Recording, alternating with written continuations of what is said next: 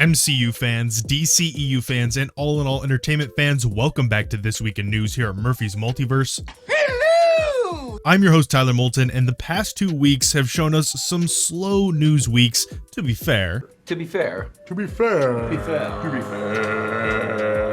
So it is nice to see that this week completely heated up with leaked photos, new first looks, and even big updates. Now, what better way to kick off this video than starting with the MCU? Thor: Love and Thunder is officially in theaters now and showing some differing opinions between critics and general audiences. But let's be real, isn't this always the case anyways? No fighting! Good. Get the fuck in.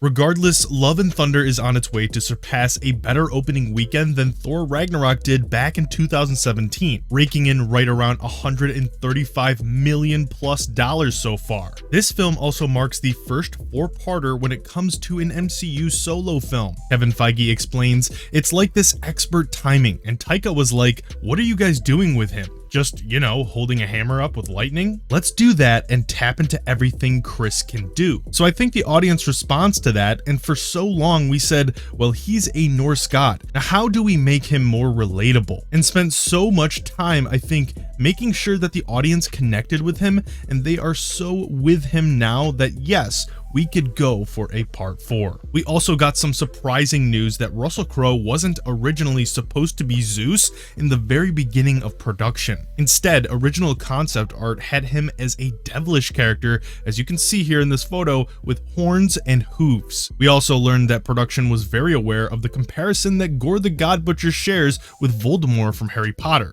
We do not speak his name. Voldemort. So, Taika Waititi had to do a little tweaking on this. He said his face in the comics unfortunately does kind of resemble Voldemort, so I was like, people are just automatically going to make that connection. So we decided to depart from that design and sort of keep elements of the tone and the fact that he had the sword. Really, it was his story. That was the most important thing for us. Looking at Black Panther: Wakanda Forever, we got our first look artwork displaying Shuri and Okoye, and finally the ruthless Atuma as well. And after all this time with Tenoch Huerta's character being somewhat of a poorly kept secret, we finally got a clear concept art of what he looks like as Namor. This clear photo now proves that the leaked blurry photo we've talked about just a few weeks ago was for sure real. As Loki season 2 production is underway now, check out this new set footage of Tom Hiddleston and Owen Wilson reuniting at what looks to be a movie premiere scene. But that's not all. Some leaked set photos seem to tease a 70s type setting happening in this, and these photos show a combination of real life and in-universe films being advertised at the theater. Herbie Rides Again, Airport 1975, and Earthquake all hit theaters in 1974. The 3 other movie posters on display at the fictional Leopold Theater are awesome Easter eggs. One is a film starring Kingo of the Eternals, another is a film entitled Phone Ranger, and the final 2 are a horror film entitled Zaniac. Phone Ranger and Zaniac are among the deepest of deep cuts Marvel Studios has ever dropped in a production, as both are incredibly obscure comic book characters. Now let's talk about the interesting rumors that are traveling around the MCU. Now that all of the Marvel and Netflix shows have basically been transferred over to Disney Plus, we are waiting to hear what is next with those characters. Rumor has it Finn Jones won't be back to lead in Iron Fist, thanks to info from Derek Cornell. With the upcoming Project Echo, both Daredevil and Kingpin have been confirmed to be in this series. We still don't know a whole lot on the details of this, but thanks to a rumor over at Weekly Planet, James Clement might have just given us some great insight. Yep, Daredevil is in it for 3 episodes, as in Charlie Cox. Kingpin, Vincent D'Onofrio, is in 4. The Kingpin story is building up to him running for mayor of New York City. Apparently, he's going to be wearing an eye patch because he was shot in the head in Hawkeye. Daredevil is also going to be rocking a red and black suit and is looking for Jessica Jones. The latest anticipated Spider-Man spin-off film for Sony is Madam Web, and Walking Dead cinematographer Dune Charles Manwiller has joined the project and may have also hinted at a Marvel Studios connection. He updated his current project in his bio, showing that it is a Marvel Studios-Sony film. Was this an honest mistake or something more? Guess we'll have to wait and see. So you're telling me there's a chance? Yeah! Marvel Studios also confirmed when their mega panel will start at the San Diego Comic-Con. 5 p.m. is their slot, as they will reveal more updates on what's to come next in Phase 4. Taking a look over at the DCEU, projects Black Adam and Shazam will both have slots at the San Diego Comic-Con as well. Finally, the Man in Black comes home to Comic-Con. Let's go.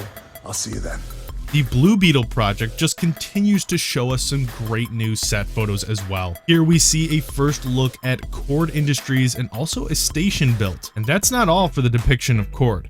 It looks like they have other business ventures that make them a real household name in this universe. Switching gears to popular updates, with Star Wars moving forward with Andor, full creative assignments have been made along with a detailed description which states the Andor series will explore a new perspective from the Star Wars galaxy, focusing on Cassian Andor's journey to discover the difference that he can make. The series brings forward a tale of the rebellion against the Empire and how people and planets became involved. It's an era filled with danger, deception, and intrigue, where Cassian will embark on the path that is destined to turn him into a rebel hero. Here is the episode-to-episode breakdown of who will be handling what. When it comes to Taika Waititi's upcoming Star Wars film, he has hinted that he is not quite done with this story yet, but does expect an early 2023 production start. Taking a look at Avatar: Way of the Water, the current runtime will be slated at 3 hours long, keeping up with its first film's long runtime as well. And director James Cameron wants to end the stereotypes on these long runtimes, stating, "I don't want anybody whining about length when they sit and binge watch television for 8 hours. I can almost write this part of the review.